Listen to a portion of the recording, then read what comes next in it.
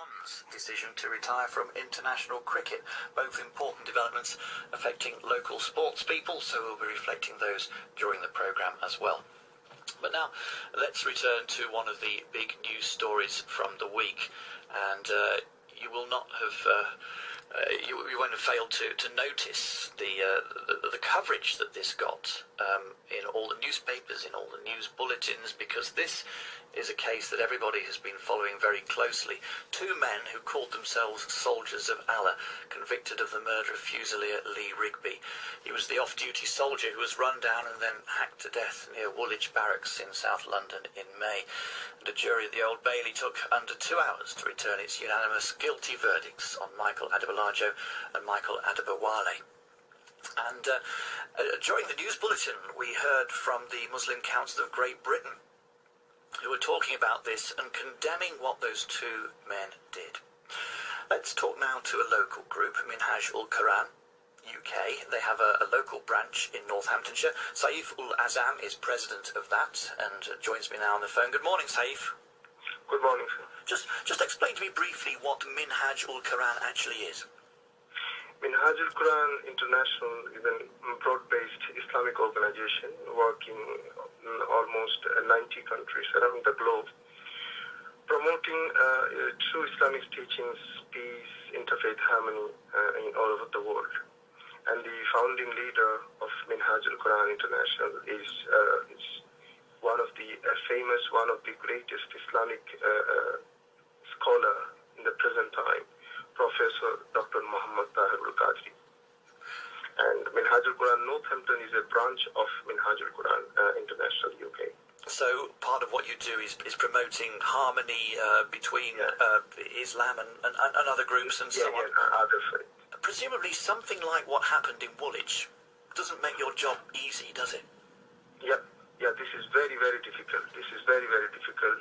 And if you want me to say something about this, I can go through and I can have a message to the youth of our Muslim community, especially living in Northampton, and for the non-Muslim as well.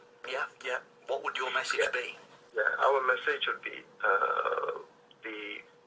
from Minhaj ul Quran International UK and on behalf of British Muslim community, we strongly condemn it. We strongly condemn the cowardly and barbaric act which is against any notion of civilized behavior. Our heartfelt sympathies go out to the victim and his family. The perpetrators of that horrific killing in Woolwich have no religion and demonstrated behavior that can only be described as inhuman and against the peaceful teachings of Islam. This is what my message to the youth of Muslim community living in Northampton and for the non-Muslim as well. Killing is a criminal act. It has nothing to do with Islam. They have no religion.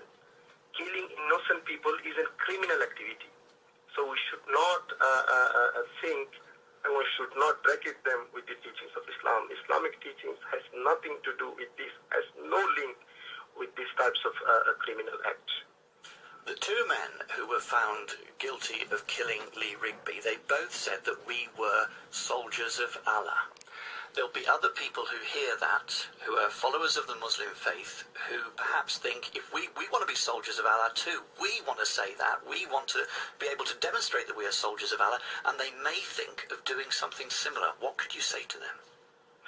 Very easy. If somebody claim them that the soldier of Allah, we can and acting something which is inhuman and forbidden by the Islam and Quran. Very easy thing for our Muslim youth is we have two sources of Islam, main categorical sources, from which all the commandments, all the orders, all the doings has been derived from, is the Quran, the Allah's word, and the Sunnah, that means prophetic sayings. The Quran, from the first chapter to the last chapter, it has no injunction, it has no commandment which support these types of killing. If you look at the Quran says to kill a inhuman, to kill innocent people, to kill an innocent man, you as if kill the whole humanity. And Holy Prophet has been, he said, and in the Quran it has been mentioned by Allah Almighty, that Allah is the creator and sustainer of the whole universe. When Allah said He is the sustainer and creator of the whole universe, so He is not the creator of Muslim only. He is not the sustainer of Muslims only. Okay, He said that He is creator and sustainer of the whole universe. At the same time, He said in the Quran that Holy Prophet is the mercy for the whole mankind. Allah subhanahu wa ta'ala in the Quran, He has not mentioned Holy Prophet, He has not addressed Holy Prophet, that this Prophet, he is a prophet of Muslim only. He has been mentioned in the Quran, He is Prophet, He is mercy for the whole mankind, Muslim as well as non-Muslim. And in the prophetic teachings, in anywhere, we cannot get these types of message. Even, for the Muslim youth, I would like to give a message here as well. The most misunderstood word in this regard is jihad. If you look at the jihad, if you want to understand the Quranic message, you can understand any Quranic message by two ways. There are two ways. One is directly from the text, or you can understand Quranic message or Quranic commandments or its significance from its context.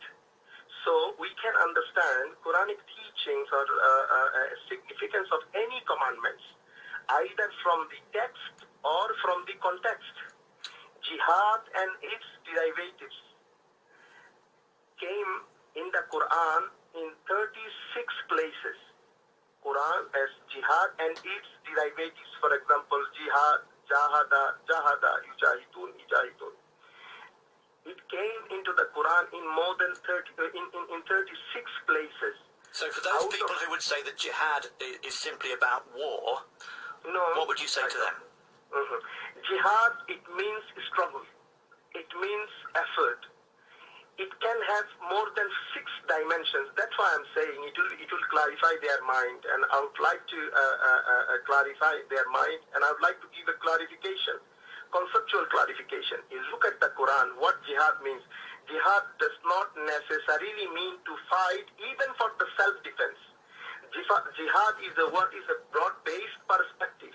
It does not necessarily mean to fight even for the self-defense. How?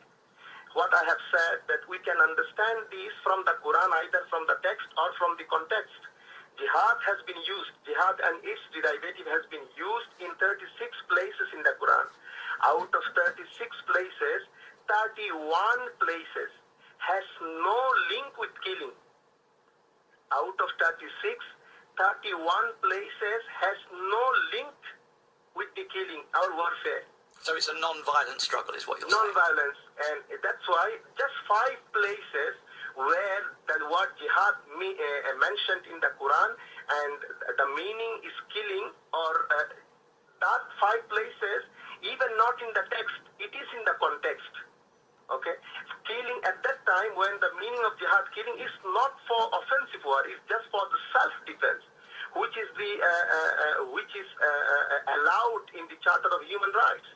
If anybody kill you, you have right to kill or to fight in self-defense. But here I would like to clarify the conceptual clarification of the youth of Muslim Ummah. When we say you are on those 5 verses allow you to fight for your self-defense, this order not for any individual. This is the right of the state. This is the right of the state. How? The word jihad, if you look at the life stage of Holy Prophet started his journey in Mecca, and he spent 13 years of his life in Mecca. Then he came back, migrated to Medina, holy city of Medina, and he spent there 10 years. After that, he passed away. So out of 23 years struggle, he spent almost 30 years in Mecca. In Meccan period, there was a commandment of jihad. And there is a commandment in which Quran said that you have to struggle, you have to do jihad in a large scale. So what's the meaning of jihad in the Meccan period? In Meccan period, the companion and the Holy Prophet was not allowed to take up